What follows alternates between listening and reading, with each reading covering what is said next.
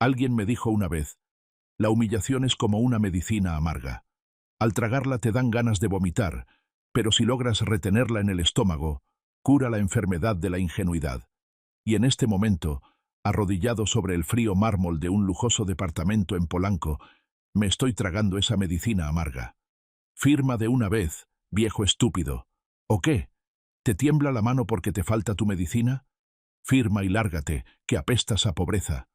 Esa voz resonó desde arriba, fría y llena de desprecio. Era Alejandro, mi exyerno. O mejor dicho, debería llamarlo por su verdadero título, el verdugo de mi familia. Estaba allí de pie, con una copa de vino tinto caro en la mano, envuelto en una bata de seda que probablemente valía más que todo lo que he ahorrado en mi vida. Me miraba hacia abajo como si yo fuera una cucaracha que acababa de salir de la alcantarilla. Bajé la cabeza, haciendo temblar mis hombros a propósito. Tenía que interpretar mi papel a la perfección. Hoy no soy don Miguel, el mecánico experto que ha reparado miles de autos. Hoy soy un viejo senil, indigente y cobarde.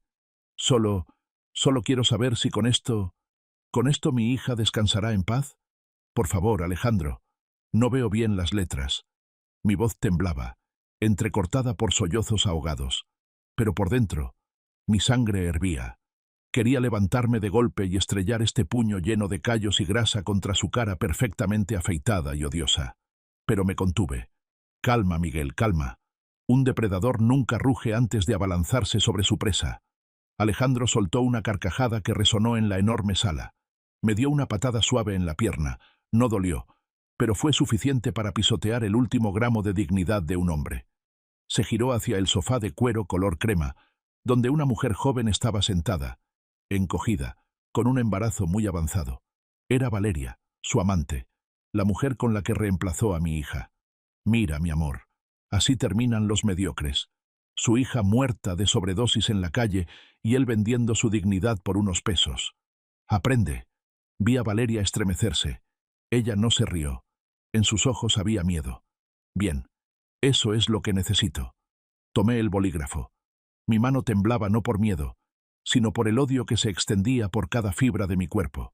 Pero Alejandro no sabía que este bolígrafo viejo y despintado que tenía en la mano no era uno común y corriente. Es mi tercer ojo. Una microcámara instalada hábilmente en la tapa, grabando cada palabra, cada gesto, cada admisión de culpa. Él piensa que vine aquí a vender la muerte de mi hija. Piensa que vine a pedir unas monedas de caridad para mi vejez. Pobre diablo. No sabe que el viejo mendigo arrodillado a sus pies es quien cavará su tumba. Pero para entender por qué acepté esta humillación, por qué tuve que interpretar el papel de un cobarde hasta las últimas consecuencias, tengo que contarles sobre aquella noche lluviosa de hace 2 semanas. La noche en que mi mundo se derrumbó. Antes de continuar, suscríbete al canal y cuéntanos desde dónde nos escuchas en los comentarios de abajo. La lluvia en la Ciudad de México, caray, no es como la lluvia en otros lugares. Cala hasta los huesos, un frío húmedo que se mete en las articulaciones de los viejos como yo. Esa noche era viernes, alrededor de las 3 de la mañana. Estaba en la central de abasto, ese mercado monstruoso que alimenta a toda la ciudad. No soy comerciante, pero a mis 70 años, con una pensión miserable que no alcanza ni para las medicinas de la artritis, suelo venir a esta hora para comprar cajas de verduras golpeadas o feas a precio de remate. La gente lo llama ahorro, yo lo llamo supervivencia. Arrastraba mi diablito por la zona de carnes. El olor a sangre mezclado con la lluvia creaba un ambiente lúgubre. Detrás del área de basura, vi a unos perros callejeros ladrando frenéticamente, peleando por algo. Iba a seguir de largo, cosa de todos los días, pero algo me detuvo. Una sombra, una figura esquelética, acurrucada entre cartones empapados, tratando de arrebatar una bolsa de plástico de las fauces de un perro bravo. El perro gruñía, listo para morder. La persona intentaba espantarlo con la mano, débil, desesperada. «Vete, déjame». Esa voz era ronca, rota, pero tan dolorosamente familiar. Entrecerré los ojos, tratando de ver a través de la cortina de lluvia. La luz amarillenta de un poste se reflejó en algo que colgaba del cuello de esa persona. Una cadena de oro fina, con una medalla de la Virgen de Guadalupe. Mi corazón se detuvo. Conocía esa cadena. Yo mismo se la puse a mi hija el día de su fiesta de quinceañera hace más de una década. Grabé su nombre en el reverso. Sara, la luz de papá. La bolsa de verduras se me cayó de las manos. Dios mío, ¿Sara? ¿Hija? Dime que no eres tú. La sombra se congeló. La chica levantó la cabeza. Un rostro demacrado, manchado de lodo, con ojeras profundas por el hambre y el terror. El cabello apelmazado por el agua. Ya no era la Sara hermosa y radiante de antes. Era un cadáver viviente. Pero era mi hija, mi sangre. Cuando nuestras miradas se cruzaron, en lugar de alegría, vi en sus ojos un terror absoluto. Se encogió como si alguien la hubiera golpeado. ¡No! ¡No se acerque! Si me ven con usted, lo matan. Váyase, papá, por favor, gritó, con la voz perdiéndose en la lluvia, y luego intentó levantarse torpemente para huir. Pero esas piernas flacas ya no tenían fuerza. Se tambaleó unos pasos y cayó de bruces en un charco de agua negra. Solté el diablito y corrí. Nunca en mi vida había corrido tan rápido. Sostuve el cuerpo ligero de mi hija, helado como un bloque de hielo. «Sara, hija, aquí está papá. Nadie te va a hacer daño nunca más». Ella forcejeaba en mis brazos, presa del pánico total. «Papá no entiende. Me están buscando. Lo van a matar. Déjame ir». Mis lágrimas se mezclaron con la lluvia, saladas. La abracé con fuerza, sin importarme que su ropa andrajosa y maloliente ensuciara mi chamarra. «¡Calla! ¡Calla, mi niña! Aunque me muera, no te voy a soltar otra vez». Todo estaba desierto. Solo se oía la lluvia y el llanto desgarrador de dos almas, padre e hija, en medio de ese mercado inmenso y frío. Sabía que la pesadilla de mi vida acababa de comenzar. Sacar a Sara del mercado sin llamar la atención fue todo un problema.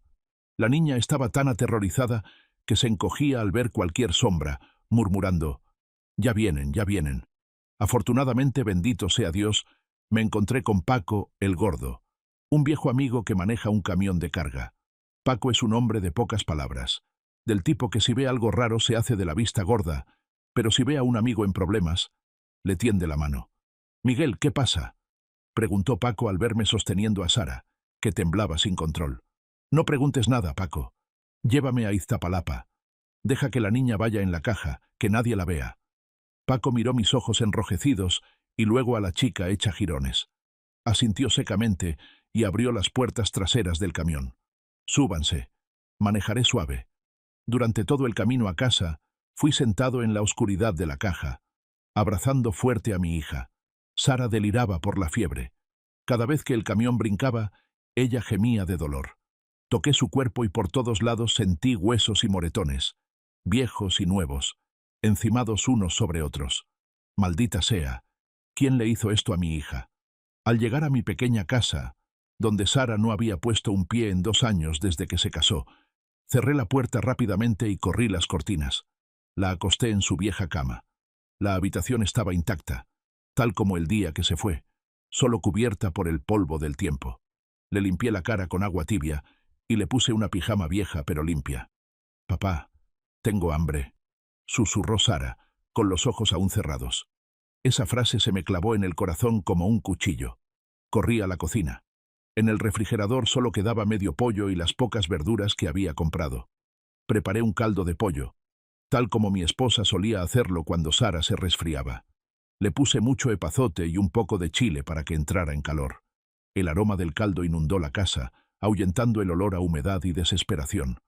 Cuando le llevé el plato humeante, Sara se incorporó de golpe, con los ojos brillando de una codicia aterradora. Comió con desesperación. El caldo se le escurría por la comisura de los labios, manchando la ropa, pero no le importaba. Comía como si fuera la última cena de su vida. «Despacio, hija. Hay más. Come despacio», le decía mientras le acariciaba el pelo, con las lágrimas brotando sin parar.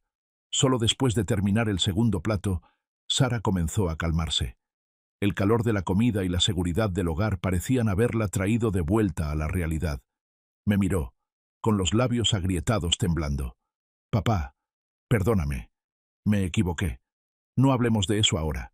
Dime, ¿por qué estás así? ¿Dónde está Alejandro? ¿Por qué no volviste a casa?» Sara se estremeció al escuchar ese nombre. Subió las piernas al asiento y abrazó sus rodillas. la postura defensiva típica de quienes han sido maltratados. Alejandro, él no es solo un mal marido. Papá, es el diablo. Y entonces, bajo la luz amarillenta de la habitación, Sara empezó a contar. Cada palabra era un ladrillo más en el muro de la prisión que estaba encerrando mi vida.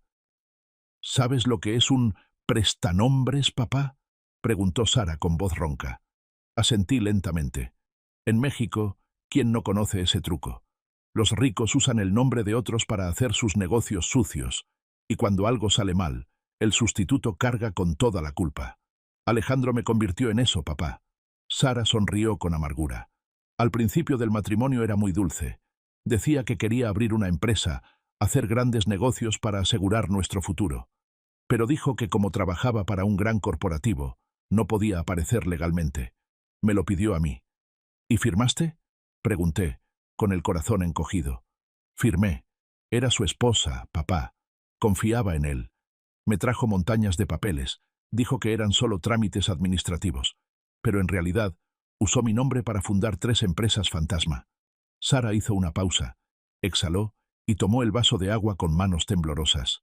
Usó esas empresas para lavar dinero, papá. Pidió préstamos al banco, e incluso a usureros. Todo bajo el nombre de Sara Morales. Mi firma, mis huellas digitales. Sentí un frío recorrer mi espalda. Él gastaba a manos llenas, compraba superdeportivos, mantenía mujeres, vivía como un rey. Y yo firmaba pagarés. Hace 2 meses, cuando el sistema empezó a colapsar, cuando el SAT comenzó a investigar y los acreedores a exigir su dinero, me echó a la calle. ¿Te corrió?, rugí. Peor que eso. Denunció a la policía que yo era la autora intelectual del fraude. Dijo que robé dinero de la empresa y huí con un amante. Se hizo la víctima, papá. Le dijo a todo el mundo que su esposa adicta había destruido a la familia. Sara rompió a llorar, un llanto ahogado por la rabia. Ahora estoy boletinada, papá. Ya giraron orden de aprehensión en mi contra. Además, contrató matones para buscarme y silenciarme, porque sé demasiado sobre su red. Por eso no me atrevía a volver. Me dijo, si regresas con tu padre, mando matar al viejo de inmediato. Sé dónde vive, sé a dónde va y de dónde viene. Apreté mis manos en puños, clavándome las uñas en la carne.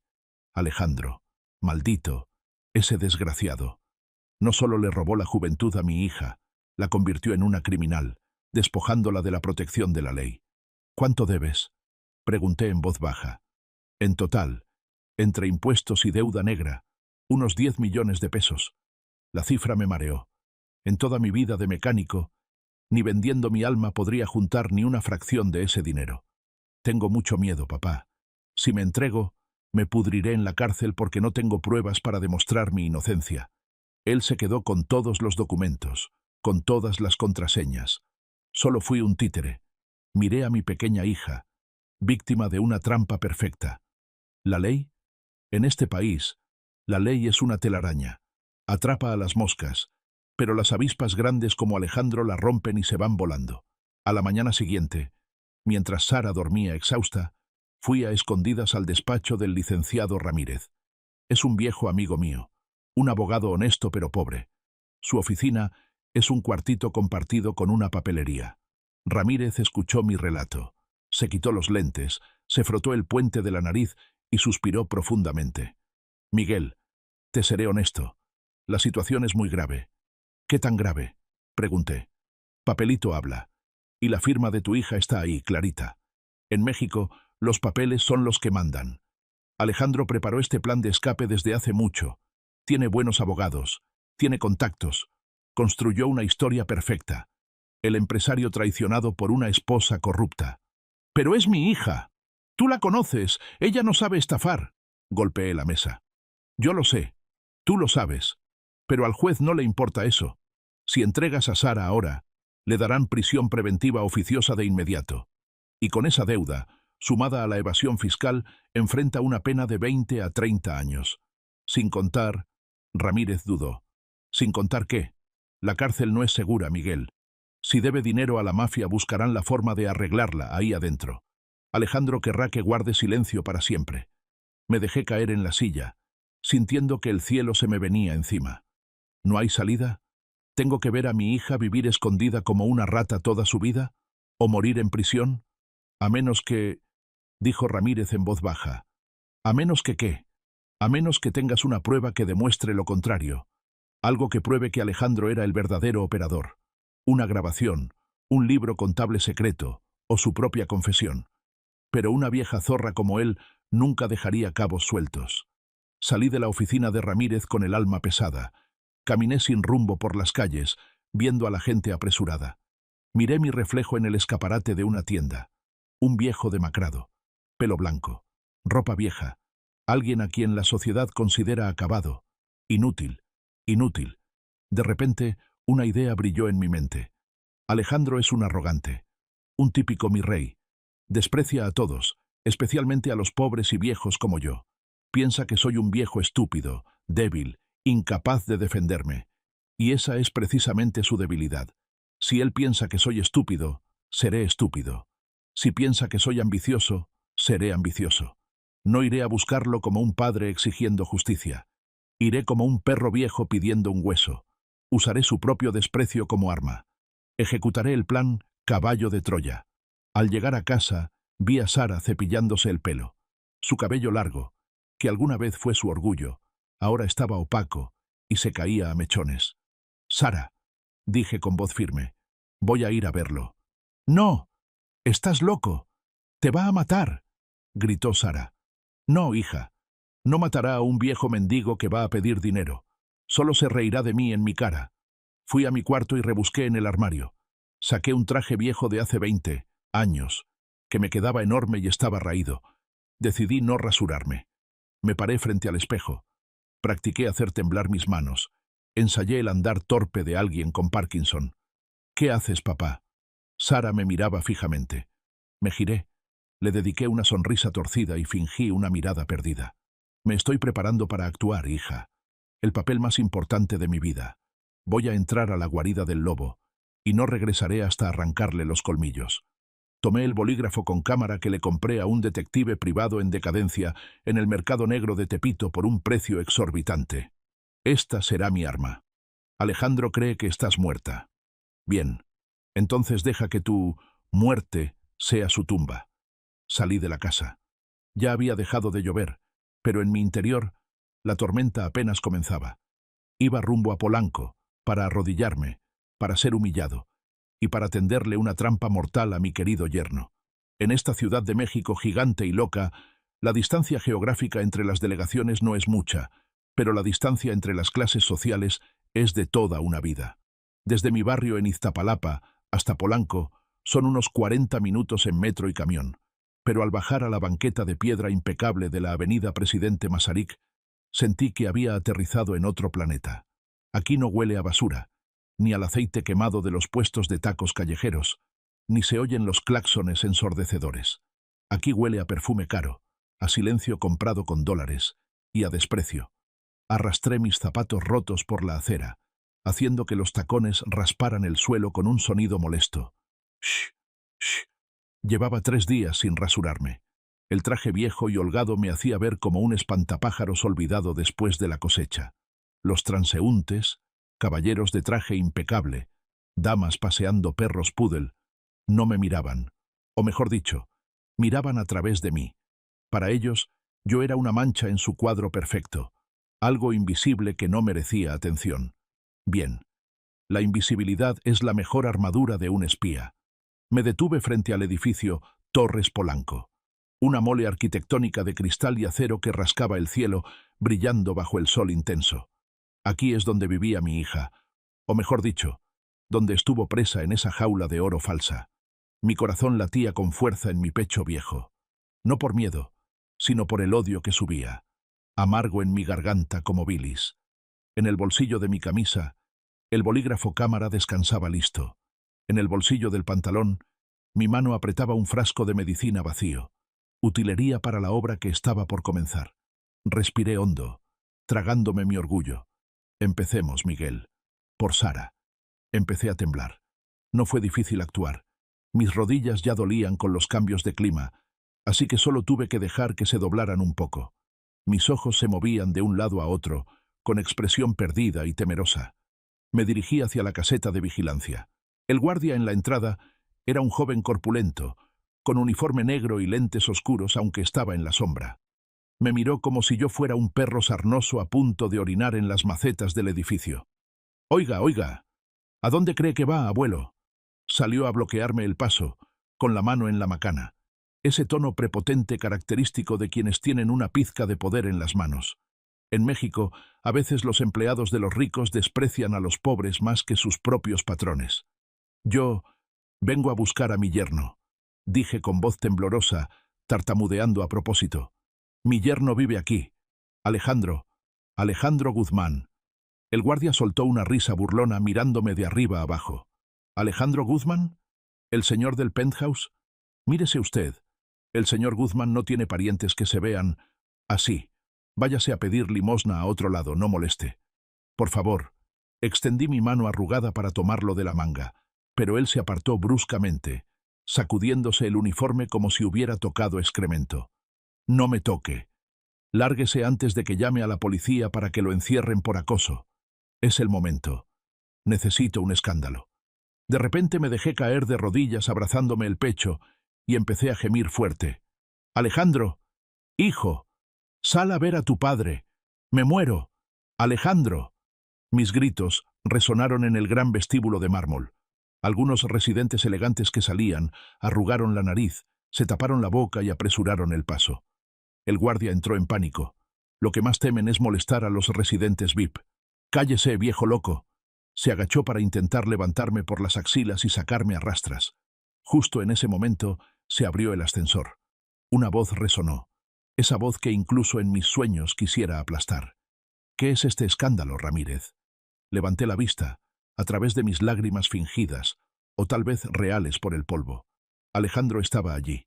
Llevaba ropa deportiva ajustada, una botella de proteína en la mano, sudando como si acabara de salir del gimnasio.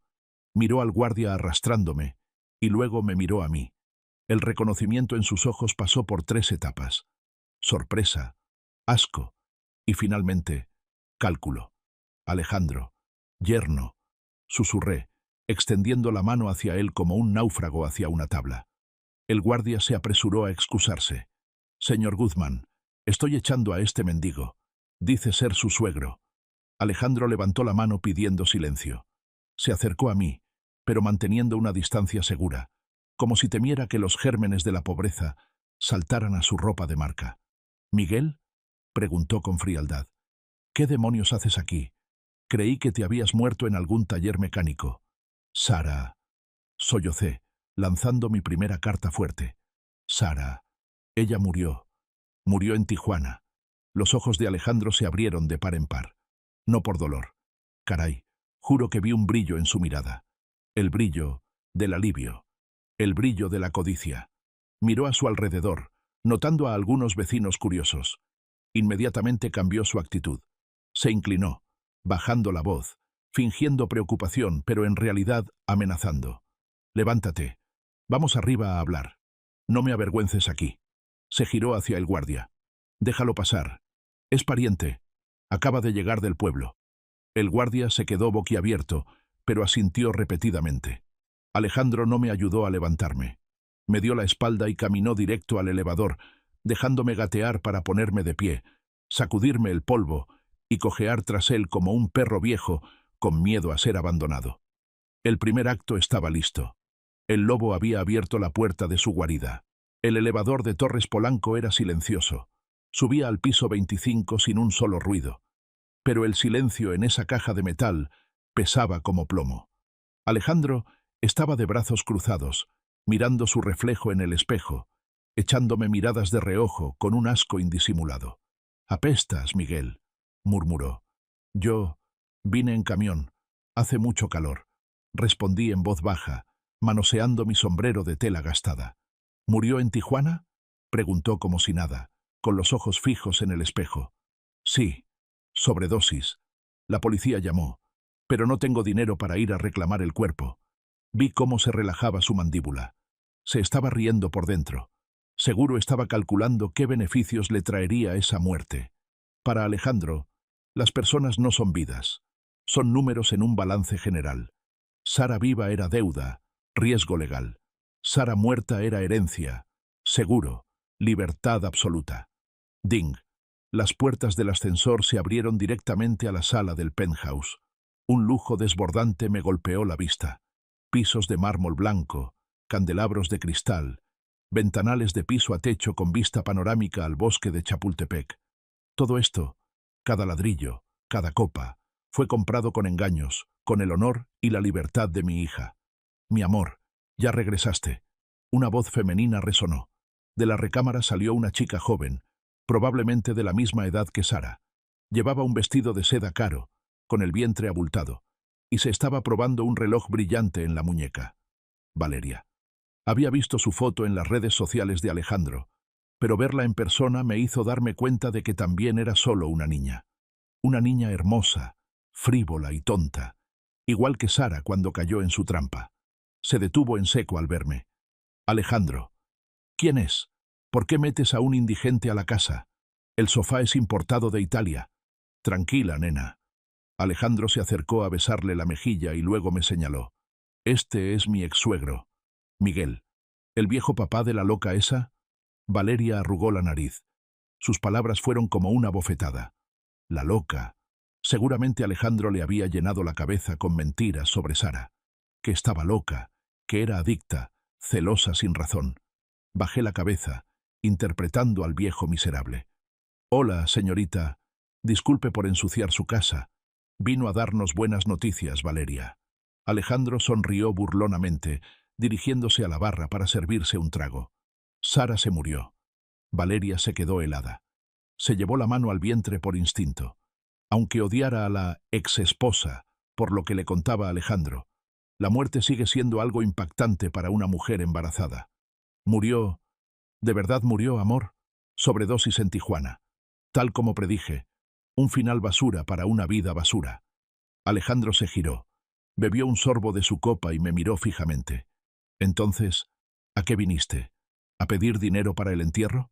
Sí, dije tartamudeando, llevándome la mano a los ojos para secarme las lágrimas y de paso ajustar el ángulo de la pluma en mi bolsillo. La policía dice que un familiar debe ir a identificar. No tengo para el pasaje, no tengo para la cremación. Solo quiero que mi hija descanse en paz. Alejandro se acercó, imponente frente a mí. Era alto, musculoso, y despedía un olor a perfume fuerte que dominaba el aire. Te puedo dar dinero, dijo lentamente. Pero en esta vida nada es gratis, Miguel. Yo lo sé. Haré lo que usted quiera. ¿Lo que sea? Sonrió de lado. La sonrisa de Satanás cuando consigue que su presa firme el contrato por su alma. ¿Incluso confirmar ante la ley que tu hija era una ladrona y adicta? ¿Para que yo pueda cobrar el seguro? Tragué saliva. Sentí sabor a sangre en la boca de tan fuerte que me mordí la lengua. Sí, con tal de tener dinero para enterrarla. Bien. Alejandro se volvió hacia Valeria. Amor, llama al abogado. Dile que traiga el acta de identificación de cadáver y los papeles de renuncia a la herencia ahora mismo. Vamos a resolver esto hoy.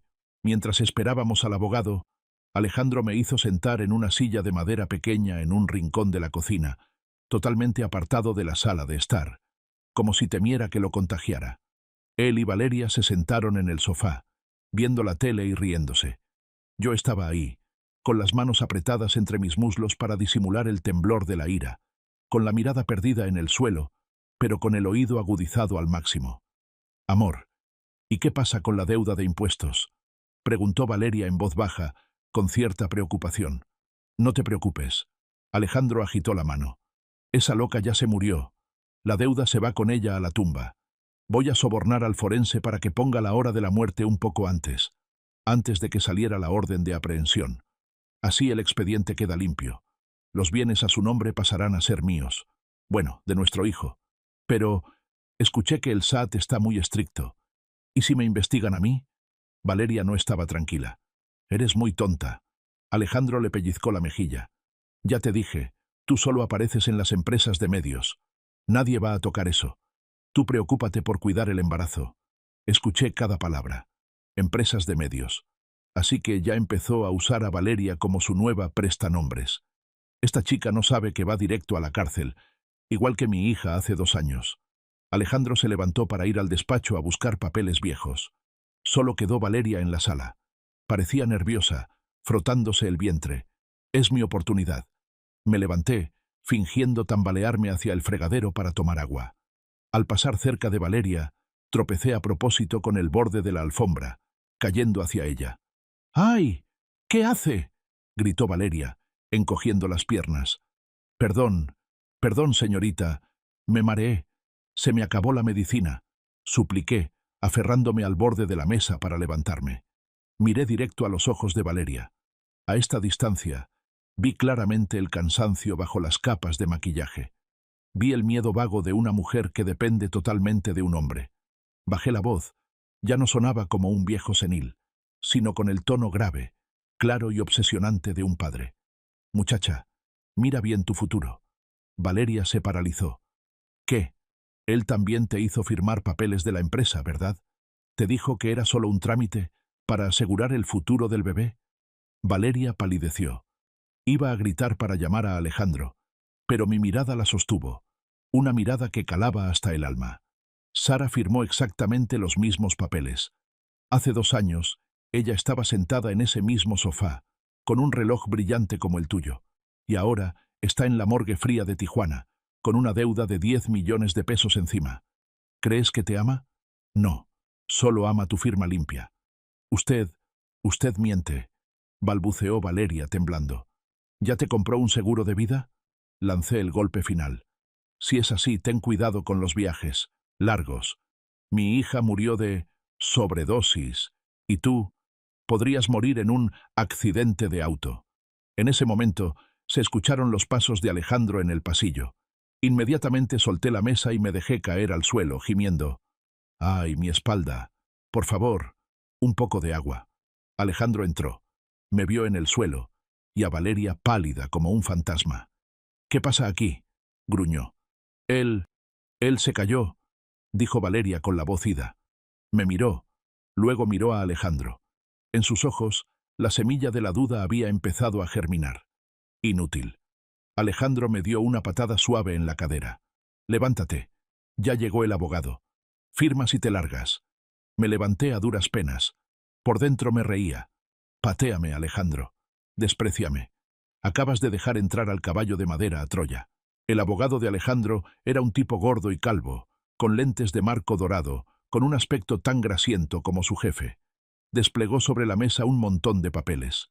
Esta es la constancia de identificación de cadáver, y esta es la renuncia a derechos hereditarios, dijo el abogado con voz monótona. Solo firme aquí, aquí y aquí. Una vez firmado, el señor Guzmán le dará un apoyo de 50.000 pesos en efectivo. 50.000 pesos. Ese es el precio que le puso a la vida y el honor de mi hija. Miserable. Tomé la pluma. Mi mano temblaba, pero esta vez era por la tensión extrema. La pluma con cámara apuntaba directo al texto de ese contrato diabólico. Yo no sé leer bien. ¿Me lo pueden leer?, dije para ganar tiempo. Pinche viejo. No pierdas más el tiempo. Alejandro golpeó la mesa. Dice que confirmas que tu hija murió y que no le reclamas nada a él. Punto. Firma. Pero, ¿y si después descubren? ¿Descubren qué? Alejandro se acercó a mi cara. Su aliento apestaba a alcohol. A nadie le importa una adicta muerta en la calle. Te estoy haciendo un favor. Firma rápido antes de que me arrepienta. Amor. La voz de Valeria sonó, baja pero clara. Todos volteamos a verla. Valeria estaba recargada en la puerta de la recámara, sosteniendo una carpeta azul. Valeria, ¿qué haces? Vete a descansar. Alejandro frunció el ceño. Esta carpeta. Valeria la levantó. La acabo de ver en la caja fuerte cuando la abriste para sacar el dinero. ¿Por qué? ¿Por qué hay un seguro de vida por 5 millones de dólares a mi nombre, donde el único beneficiario eres tú? ¿Y la fecha de vigencia es el próximo mes? El aire en la habitación se congeló. Alejandro se levantó de golpe, con la cara roja. ¿Estuviste revisando mis cosas? Dame eso. Y esto también. Valeria sacó otra hoja. Cesión de acciones de Medios Dorados. Me dijiste que firmara esto por temas de impuestos, pero ¿por qué aquí dice transferencia total de deuda incobrable? Aguanté la respiración. Valeria, chica lista. Resulta que mientras Alejandro estaba ocupado obligándome a firmar, Ella se metió al despacho a comprobar lo que le susurré. La sospecha de una mujer es el arma más temible. Las convierte en mejores detectives que cualquiera. «Dámelo ahora mismo, mujer estúpida». Alejandro se abalanzó, le arrebató la carpeta y le dio una cachetada fuerte a Valeria. ¡Zas! Valeria cayó al sofá, llorando y cubriéndose la cara. ¿Le haces caso a las tonterías de este viejo mendigo? Hago todo por esta casa, por ti y por el bebé. Se giró hacia mí, con los ojos inyectados en sangre. «Fuiste tú. ¿Qué le dijiste? Es hora de bajar el telón». Me enderecé. Mi espalda ya no estaba encorvada. Mis manos ya no temblaban. Me quité el sombrero viejo, revelando la mirada de fuego de un padre cobrando una deuda de sangre. Levanté la pluma en alto. La pequeña luz roja junto a la tapa parpadeaba. No le dije mucho, Alejandro. Solo le dije la verdad. Y esta pluma también acaba de contarle toda nuestra conversación. Y cómo golpeaste a tu mujer, a mi abogado. Alejandro se quedó atónito. Me miró a mí, luego a la pluma. Su cara pasó del rojo al blanco pálido. «¿Tú me tendiste una trampa?» «No, yerno». Sonreí, una sonrisa gélida. «Yo no te tendí una trampa. Solo te di una cuerda, y tú solito te la amarraste al cuello». «¡Ramírez!», grité al pequeño micrófono en la pluma. ¿Escuchó bien? Desde el bolsillo de mi camisa, mi teléfono en altavoz dejó oír la voz firme del licenciado Ramírez. «Fuerte y claro, Miguel. El soborno al forense, la falsificación del acta de defunción y la violencia doméstica. El SAT y la Policía Económica están escuchando conmigo. Van en camino». El aullido estridente de las sirenas de las patrullas rasgó la quietud de la noche en Polanco. Sonaba como las trompetas del apocalipsis, anunciando el final para el hombre que estaba de pie frente a mí. En el interior del penthouse, el aire se volvió denso, casi irrespirable, cargado de una tensión eléctrica. Alejandro permanecía clavado en su sitio, petrificado, con el rostro completamente descolorido, como si toda la sangre hubiera abandonado su cuerpo. Me miró a mí con incredulidad.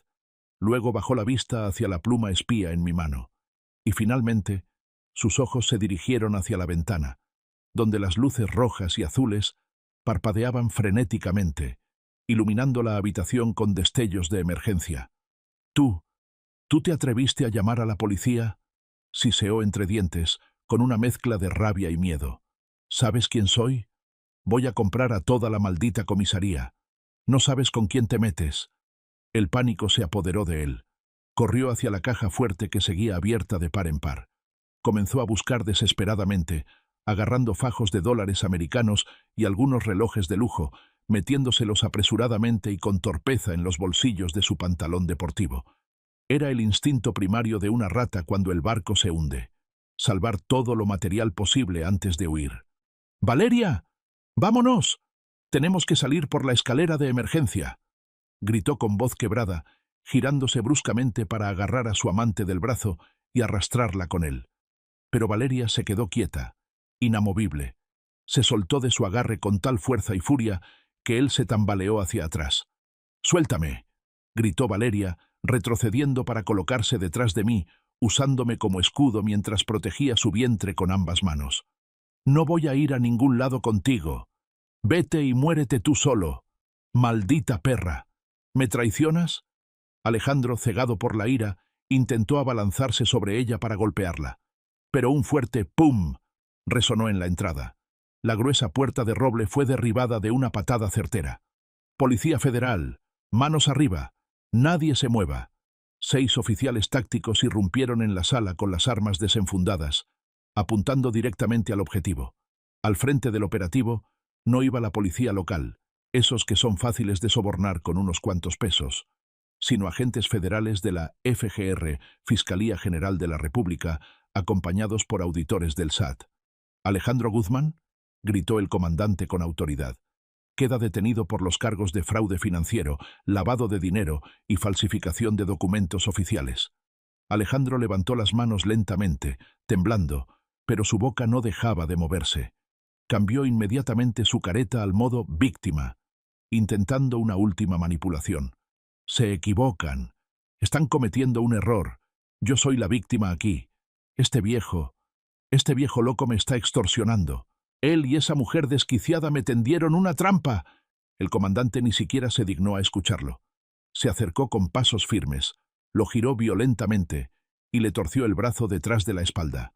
El sonido seco y metálico, clic, de las esposas cerrándose, resonó en la habitación. Para mis oídos, esa fue la música más hermosa del mundo, una melodía más dulce que cualquier canción de mariachi en la Plaza Garibaldi. Tiene derecho a guardar silencio. Todo lo que diga podrá ser usado en su contra, recitó el comandante con frialdad profesional. Cuando lo arrastraban hacia la salida, pasando justo a mi lado, Alejandro forcejeó un momento. Acercó su cara a la mía, con los ojos inyectados en sangre, rojos de pura ira y odio. Esto no se ha acabado, Miguel. Voy a salir en 24 horas. Y te juro que cuando salga, voy a ir personalmente a quemar todo ese barrio de mala muerte donde vives. No parpadeé. Sostuve su mirada y le respondí con una calma sepulcral. Te estaré esperando, yerno. Pero procura no tirar el jabón en las duchas. Los oficiales lo arrastraron hacia el elevador. La habitación quedó finalmente en silencio, solo roto por los sollozos entrecortados de Valeria. El imperio del mi rey arrogante, que parecía intocable, se había derrumbado en una sola tarde. Nos trasladaron a las oficinas del Ministerio Público para rendir declaraciones a misma noche. El ambiente allí era sofocante y deprimente. El aire apestaba a una mezcla rancia de tabaco barato, café quemado y el sudor frío de los delincuentes que esperaban ser procesados en las celdas. El licenciado Ramírez, mi fiel amigo, trabajó como una máquina perfecta. Hizo llamadas constantes, entregó las grabaciones de audio y video de la pluma espía y, lo más importante, supervisó de cerca el sellado y etiquetado de cada pieza de evidencia para evitar que desaparecieran. Miguel, toda precaución es poca, me susurró Ramírez, mientras esperábamos sentados en una banca de madera dura e incómoda. Alejandro tiene dinero, mucho dinero. Contratará a los mejores abogados buitres de la ciudad para encontrar cualquier grieta legal, cualquier error de procedimiento. Tenemos que asegurarnos de que el expediente sea blindado, que no tenga ni un solo rasguño por donde puedan atacar. En la sala contigua, a través de un cristal, vi a Valeria dando su declaración. La joven se veía demacrada, con el maquillaje corrido y agotada, pero su mirada era firme y decidida. Vi el momento en que entregó una pequeña libreta negra que había sacado a escondidas de la caja fuerte de Alejandro, segundos antes de que llegara la policía. ¿Qué es eso que entregó?, le pregunté a Ramírez. Es la lista de sobornos y los nombres de las empresas fantasma. Ramírez sonrió levemente, con satisfacción. Ese es el último clavo en su ataúd. Con esa libreta en su poder, el SAT nunca lo soltará.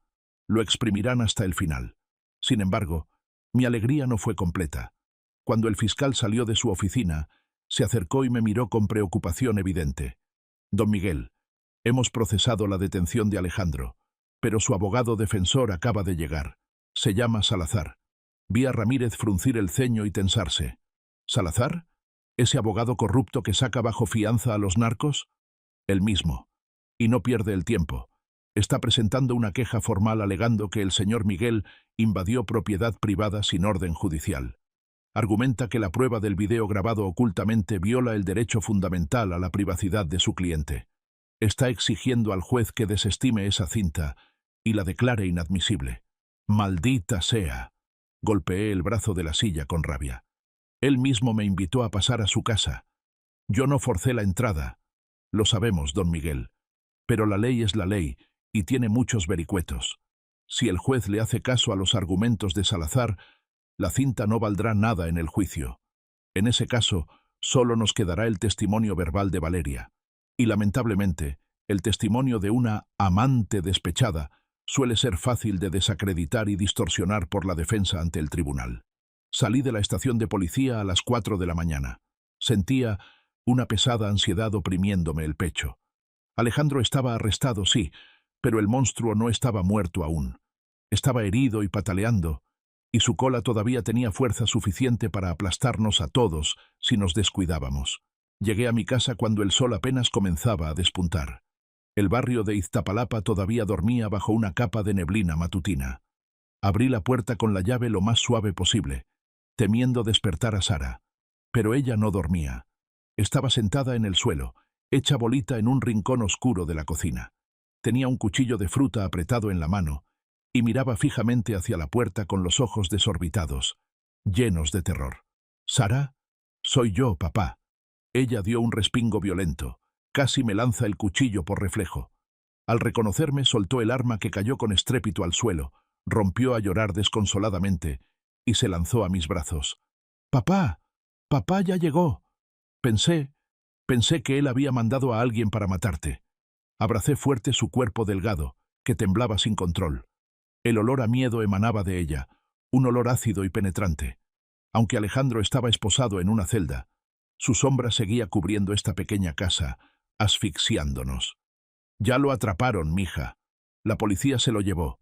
Valeria entregó las pruebas. Estás a salvo. Ya nadie te va a lastimar». «No, papá». Sara negó con la cabeza frenéticamente, castañeteando los dientes. «Tú no lo conoces como yo. Tiene ojos y oídos en todas partes». Él me dijo una vez, mirándome a los ojos, «Aunque esté en el infierno, te voy a arrastrar conmigo». La levanté, la llevé a su cama y la tapé bien con las cobijas. Me senté a su lado, sosteniendo su mano fría hasta que el cansancio la venció y finalmente se quedó dormida. Mirando el rostro demacrado y envejecido de mi hija, me dolía el alma como si me la estuvieran cortando a pedazos. Me di cuenta de que la victoria legal era solo la mitad del camino. Alejandro había destruido su espíritu sistemáticamente. Le había instalado un programa de autodestrucción en la mente. Inseguridad profunda, miedo constante y un terrible sentimiento de culpa que no la dejaba vivir. A la mañana siguiente, me levanté temprano para hacer un caldo de pollo fresco. Traté de crear un ambiente normal, hogareño, pero Sara no podía probar bocado. Miraba fijamente la pantalla de su teléfono, leyendo una y otra vez las noticias sobre el arresto, obsesionada. «Papá, el periódico dice que su abogado está pidiendo libertad bajo fianza». La voz de Sara temblaba al leer. «Si sale, vendrá aquí primero». «Lo sé». Cambié la cerradura por una de seguridad. Y hablé con los vecinos. «Todo el barrio nos protegerá. Una cerradura no lo detendrá». Sara tenía razón. Para tipos poderosos y perversos como Alejandro, la ley o una simple cerradura son solo obstáculos menores. Necesitaba hacer algo más drástico.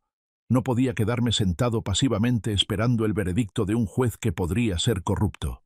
Necesitaba cortarle las garras a la bestia, incluso estando él dentro de la prisión.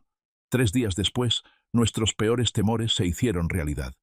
El licenciado Ramírez me llamó urgentemente a su oficina. Cuando llegué, lo encontré jalándose el pelo de la desesperación. Sobre su escritorio había un montón de documentos legales con sellos rojos de urgente. «Malas noticias, Miguel», dijo Ramírez directo, sin rodeos, con la voz grave. «Ese abogado Salazar es un verdadero demonio. Acaba de presentar un amparo federal». «¿Qué significa eso exactamente?» «Argumenta que el hecho de que fingieras una discapacidad y usaras una cámara oculta dentro de su domicilio violó gravemente la privacidad de Alejandro. Está pidiendo al Tribunal Federal que elimine por completo el video de la confesión del expediente, alegando que es una prueba ilícita. Pero si confesó sus crímenes, millones de personas vieron la transmisión en vivo», grité indignado. «El tribunal no juzga basándose en transmisiones en vivo de redes sociales, Miguel. El tribunal juzga basándose en pruebas legales admisibles. Si logran eliminar la cinta, perdemos la única prueba directa de que te coaccionó y te amenazó. Entonces, el caso volverá a ser una simple disputa civil, su palabra contra la de Valeria. Y hay algo peor». Ramírez dudó un momento, buscando las palabras. «Dímelo. No me ocultes nada. Salazar está tramitando la libertad bajo fianza de Alejandro mientras espera el juicio. Se basa en que Alejandro tiene un domicilio conocido y fijo, el Penthouse, y no tiene antecedentes penales previos. Si el juez accede a la petición, Alejandro podría estar caminando libre por la calle la próxima semana pagando una fianza económica». La sangre me hirvió y sentí que se me subía a la cabeza, nublándome la vista. ¿Libertad bajo fianza? ¿Después de todo lo que hizo?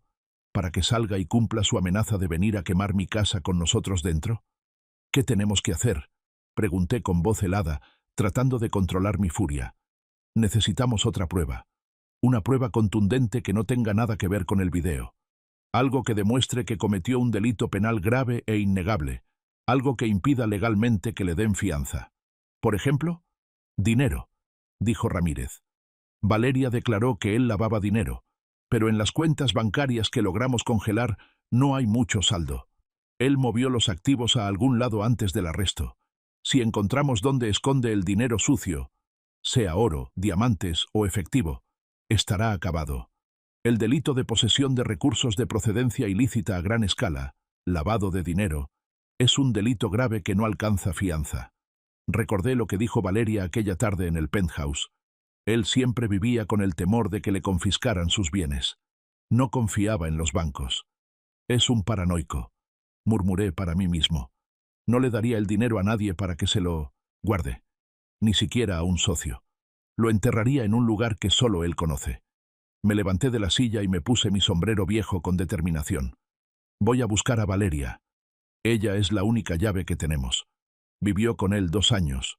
Compartió su cama y sus secretos. Seguro sabe algo. Algún detalle que aún no se ha dado cuenta que sabe.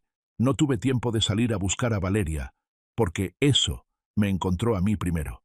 Esa misma tarde, mientras Sara y yo comíamos en un silencio tenso, sonó el teléfono fijo de la casa.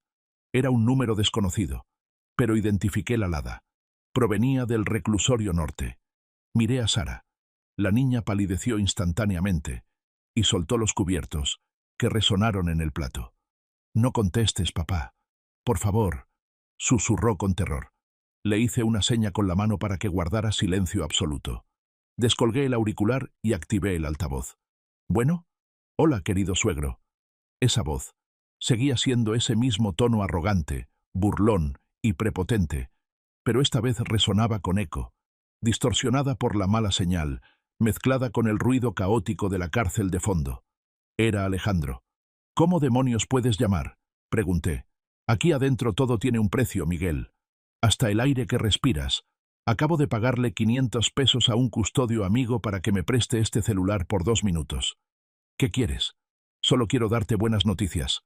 Soltó una carcajada seca que me puso la piel de gallina. «Mi abogado dice que todo va muy bien. Ya casi me voy a casa. Y te confieso que extraño mucho a Sara. Dile que le tengo preparado un regalo muy especial para nuestro emotivo reencuentro».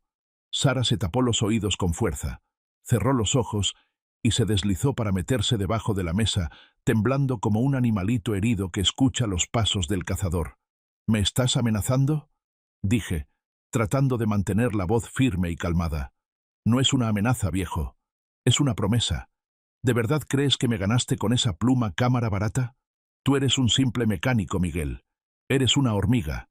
Y yo soy el zapato que te va a aplastar. Escúchame bien, Alejandro». Lo interrumpí bruscamente. «Olvidas una cosa importante. La hormiga puede meterse en la oreja del elefante y volverlo loco hasta que caiga. Tú sal si puedes. Yo te espero aquí. Pero esta vez no usaré una cámara espía. Esta vez te recibiré con una llave de tuercas del 32 en la mano». El otro lado de la línea se quedó en silencio un segundo. No esperaba que yo fuera tan duro y desafiante. «Tienes mucha boca para ser un viejo decrépito. Espérate y verás. Ah, por cierto, revisa el buzón de la entrada. Hay un pequeño regalo de mi parte». Colgó la llamada. Mi corazón latía desbocado en mi pecho. Corrí hacia la puerta principal y abrí el buzón de hierro oxidado. Adentro había una muñeca de trapo vieja, de esas sencillas con las que juegan los niños pobres. Pero la cabeza de la muñeca estaba torcida hacia atrás violentamente, y en el pecho tenía clavada una nota de papel garabateada con tinta roja, simulando sangre. «Sara, 3 días más». Sostuve la muñeca en mis manos, sintiendo un frío mortal recorrer mi espalda. No solo estaba amenazando por hablar. Tiene gente afuera, tiene sicarios, y saben exactamente dónde vivimos y qué hacemos. Regresé adentro, y vi a Sara acurrucada bajo la mesa, paralizada.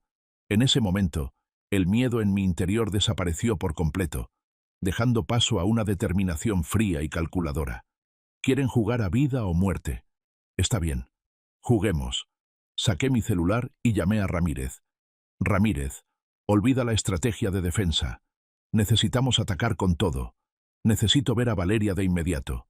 Tenemos que encontrar su escondite de dinero esta misma noche, antes de que salga bajo fianza. Es la única forma de mantenerlo en la cárcel para siempre y salvar nuestras vidas». «¿Qué vas a hacer, Miguel?» «Voy a ir a cavar una tumba, Ramírez. La suya. No esperé a que amaneciera. El tiempo corría en nuestra contra. Esa misma noche llamé a Valeria. La chica se estaba quedando refugiada en casa de su madre, en un edificio viejo de departamentos en una zona popular. Cuando llegué, Valeria se veía aún más aterrada que Sara.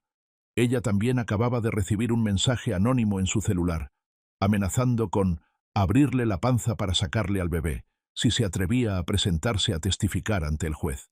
«Está loco, don Miguel», lloraba Valeria desconsolada, abrazando su vientre protectoramente. «Nos va a matar a todos. No tiene límites. Calma, muchacha. Escúchame». La tomé por los hombros con firmeza, obligándola a mirarme. «La única forma de que no lastime a nadie, ni a ti, ni a tu hijo, es que se quede en la cárcel para siempre. Y para lograr eso, tenemos que encontrar su olla de oro. Déjame ver la libreta negra otra vez». Valeria sacó temblando la pequeña libreta de su bolso. Estaba llena de anotaciones, números y símbolos incomprensibles a simple vista. «La policía económica ya la revisó», dijo Valeria con desesperanza. «Dicen que son solo códigos de transacciones virtuales o cuentas en el extranjero, imposibles de rastrear rápidamente». Me puse mis lentes de lectura y examiné cada página minuciosamente bajo la luz tenue de la lámpara. Soy mecánico, sí, pero fui encargado de almacén e inventario en los años 80. Tengo sensibilidad para los números y los patrones. En la última página, casi invisible, había una serie de números encerrados en un círculo rojo. 19.831, 99.334, junto a unas siglas escritas a mano. Casa de la abuela. ¿Casa de la abuela?, pregunté extrañado. ¿Su abuela vive? Murió hace mucho tiempo, negó Valeria con la cabeza. Él la odiaba. Decía que era una vieja pobre y sucia que vivía en los canales de Xochimilco. Nunca mencionó nada de ir a visitar su tumba ni nada parecido. Xochimilco, murmuré, sintiendo una revelación. Saqué mi teléfono e ingresé esos números en la aplicación de Google Maps. Mi corazón dio un vuelco. Eran coordenadas GPS exactas, y el pin rojo en el mapa caía exactamente en un terreno baldío en lo profundo de la zona de canales de Xochimilco, un lugar aislado al que solo se puede llegar navegando en trajineras. «Es un paranoico», dije, con los ojos brillando de emoción. «No confía en los bancos suizos porque pueden congelar las cuentas. No confía en las criptomonedas porque pueden rastrearlas. Confía en lo tangible, la tierra y el oro. Enterró el dinero en el lugar que nadie sospecharía jamás, el lugar de su origen que tanto despreciaba. Pero mañana temprano es la audiencia de la fianza», exclamó Valeria angustiada. «Entonces no hay tiempo que perder. Esta noche vamos a ir a cavar tumbas». Llamé al licenciado Ramírez. «Ramírez, despierta a la gente del SAT. Diles que traigan detectores de metales potentes, palas y picos. Nos vamos de día de campo a Xochimilco esta noche. 3 de la mañana. Una niebla espesa y fría cubría los canales oscuros de Xochimilco. Iba navegando en una pequeña trajinera de madera junto con 3 agentes federales del SAT y Ramírez. El silencio era sepulcral. Solo se escuchaba el sonido rítmico del remo golpeando el agua negra y el croar lejano de las ranas. «Miguel, ¿estás seguro de esto?», susurró Ramírez, encogido dentro de su abrigo por el frío húmedo. «Si nos equivocamos de lugar y no encontramos nada, su abogado nos demandará por acoso y allanamiento. Alguien tan calculador como Alejandro no guardaría coordenadas GPS en su libreta personal si no llevaran a algo extremadamente importante», respondí, con los ojos pegados a la pantalla del teléfono que nos guiaba. «Ya casi llegamos». La barca atracó suavemente en un terreno baldío, fangoso, con la maleza creciendo más alta que una persona. En medio del terreno, apenas visibles entre la hierba, estaban las ruinas de una casa de madera podrida y abandonada, la famosa casa de la abuela. El comandante del SAT dio la señal en silencio. Los agentes encendieron sus linternas tácticas y los detectores de metales. Comenzaron el barrido. Bip, bip, nada importante. Solo corcholatas viejas y chatarra oxidada. Pasaron 15 minutos, luego 30. La decepción y el cansancio empezaban a notarse en las caras de todos los presentes. «Miguel, tal vez nos equivocamos. Tal vez ya sacó el dinero», suspiró Ramírez. Me paré en medio de la casa en ruinas, cerré los ojos y traté de pensar como Alejandro. Un narcisista. Alguien que siempre quiere estar por encima de los demás, pisándolos. ¿Dónde escondería su tesoro? No bajo tierra común donde cualquiera pudiera cavar. Abrí los ojos y miré el pozo seco en la esquina del jardín trasero. El pozo estaba sellado con una tapa de concreto nueva. «Ahí», señalé con el dedo. «Revisen el pozo». El agente pasó el detector de metales sobre la tapa de concreto. El aparato chilló frenéticamente. «¡Bip! ¡Bip! ¡Bip! ¡Rómpanlo!», ordenó el comandante con urgencia. Tomó una hora de trabajo duro usando mazos pesados y barretas para romper la gruesa capa de concreto reforzado. Debajo no había agua ni tierra.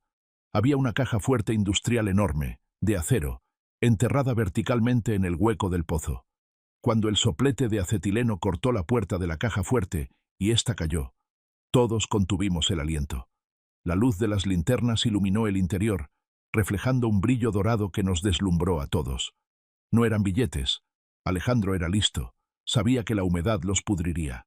Eran lingotes de oro. Docenas de ellos, apilados perfectamente, y bolsas de terciopelo negro llenas de diamantes en bruto. Y lo más importante para la justicia, una carpeta gruesa etiquetada claramente con su letra: lista negra, fondo de sobornos y operaciones. «¡Madre mía!», exclamó un agente atónito. «Esto debe valer unos 5 millones de dólares o más». Me quedé mirando ese montón de oro brillante. No veía riqueza. Veía la sangre, el sufrimiento y las lágrimas de mi hija, de Valeria y de tantas otras personas estafadas. «Tomen fotos», dije, con la voz temblorosa por la emoción contenida, «y envíenselas al juez ahora mismo por correo seguro.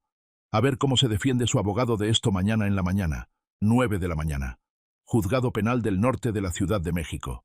La tensión en la sala de audiencias se podía cortar con un cuchillo. El abogado Salazar, la defensa de Alejandro, estaba de pie en el estrado, hablando sin parar con elocuencia. Llevaba un traje italiano impecable y mostraba una actitud de confianza absoluta, como si ya tuviera el caso ganado en el bolsillo. Alejandro estaba sentado en el banquillo de los acusados. Ya estaba afeitado, peinado, y vestía una camisa blanca impecable que le daba un aspecto de inocencia. Cuando me vio entrar a la sala, caminando lento y con ojeras profundas por no haber dormido en toda la noche, sonrió con sorna. Me guiñó un ojo descaradamente y articuló con los labios en silencio: 3 días terminados. Prepárate para morir. Sara estaba sentada a mi lado en la zona del público, con la cabeza gacha, aferrándose a mi manga con ambas manos, temblando. «Su señoría», dijo Salazar con voz potente y teatral. «Mi cliente es un empresario respetable, sin antecedentes penales. La detención actual se basó en un video grabado ilegalmente, lo cual es inconstitucional y viola sus derechos humanos. Solicitamos respetuosamente que se le permita llevar el proceso en libertad. Mi cliente está dispuesto a pagar una fianza de 1 millón de pesos ahora mismo». El juez asintió lentamente, revisando el expediente. Parecía inclinado a aceptar el argumento de la defensa. Lamentablemente, en México, la presunción de inocencia a veces funciona mejor como escudo para los ricos que pueden pagarla. Si la Fiscalía no tiene nuevas pruebas contundentes sobre la peligrosidad del acusado o riesgo de fuga, comenzó a decir el juez, tomando su mazo. En ese instante, las puertas dobles de la sala se abrieron de golpe, golpeando la pared. «Hay nueva evidencia, su señoría». El licenciado Ramírez entró con paso firme, seguido por 2 agentes federales del SAT que cargaban con visible dificultad 2 cajas de evidencia selladas con cinta roja. Y detrás de todos venía Valeria, caminando con la cabeza en alto y con la libreta negra en la mano. «¿Qué es esto?», frunció el ceño el juez, molesto por la interrupción. «Su señoría», dijo Ramírez en voz alta, mirando de reojo a Alejandro, quien estaba palideciendo rápidamente. «Estos son activos por valor de más de 5 millones de dólares de procedencia ilícita, encontrados esta madrugada en una ubicación secreta propiedad del acusado. Incluye lingotes de oro puro, diamantes y una lista detallada de sobornos a funcionarios públicos». Toda la sala exclamó sorprendida. Un murmullo recorrió el lugar. Alejandro saltó de su silla como si tuviera un resorte. «¡Imposible! Nadie conoce ese lugar. Es mentira». Se detuvo en seco. Se tapó la boca. Acababa de confesarse culpable por accidente frente a todos. Ramírez sonrió levemente. Gracias al acusado por confirmar que el lugar es suyo. Su señoría, con esta inmensa cantidad de activos ilícitos ocultos y el intento de esconderlos del fisco, sumado a la libreta que registra sobornos, esto ya no es un simple caso de fraude civil. Esto se tipifica como delincuencia organizada. Y según la Constitución mexicana, el delito de delincuencia organizada no tiene derecho a fianza bajo ninguna circunstancia. El rostro de Alejandro pasó de rojo a blanco, y luego a un gris ceniza, como el de un cadáver. Me miró a mí con pánico, miró a Valeria, y por primera vez en su vida, vi desesperación real y terror en sus ojos. Sabía que esta vez el dinero no lo salvaría. El dinero, su Dios, era precisamente lo que lo estaba enterrando. El juez golpeó el mazo con fuerza. ¡Zas! Se niega la solicitud de fianza. El acusado Alejandro Guzmán será trasladado de inmediato al penal de máxima seguridad del Altiplano para esperar su juicio por los cargos de lavado de dinero, evasión fiscal y delincuencia organizada. Se cierra la sesión. El juicio terminó. 2 policías judiciales enormes se acercaron y levantaron a Alejandro por las axilas. Ya no tenía fuerzas para luchar ni para gritar. Me miró fijamente, derrotado, mientras se lo llevaban a rastras. Le devolví la mirada, tranquilo, y asentí levemente con la cabeza como despedida. Adiós para siempre, yerno. El traslado al penal del Altiplano, la fortaleza donde alguna vez estuvo encerrado el Chapo Guzmán, fue el punto final de la vida de lujos de Alejandro. Allí no hay celulares de contrabando. No hay una ley de la selva laxa que él pueda comprar con billetes. Solo hay 4 paredes de concreto frío y un aislamiento absoluto del mundo exterior. La noticia del hallazgo del tesoro de Xochimilco llenó las portadas de todos los periódicos y noticieros. Todo el oro y los diamantes fueron confiscados inmediatamente para las arcas públicas y para pagar la inmensa deuda fiscal. Esto significaba algo maravilloso. La deuda falsa y millonaria que le había endosado a Sara también quedaba cancelada y nula. Unos días después, vi a Sara en el patio trasero de la casa, parada frente a un tambo de metal donde ardía un fuego intenso. «¿Qué haces, hija?», le pregunté acercándome. «Estoy quemando basura, papá». Miré dentro del fuego. Allí se consumía la muñeca con el cuello torcido, las viejas cartas de amor mentirosas, las fotos de la boda. Todo objeto o recuerdo relacionado con Alejandro.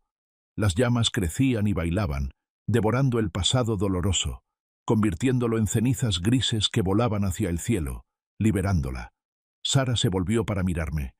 Aún tenía ojeras marcadas, pero ya no tenía esa mirada asustadiza, nerviosa y paranoica de antes. «Nunca va a salir, ¿verdad, papá?», preguntó con un hilo de voz. «Nunca, hija.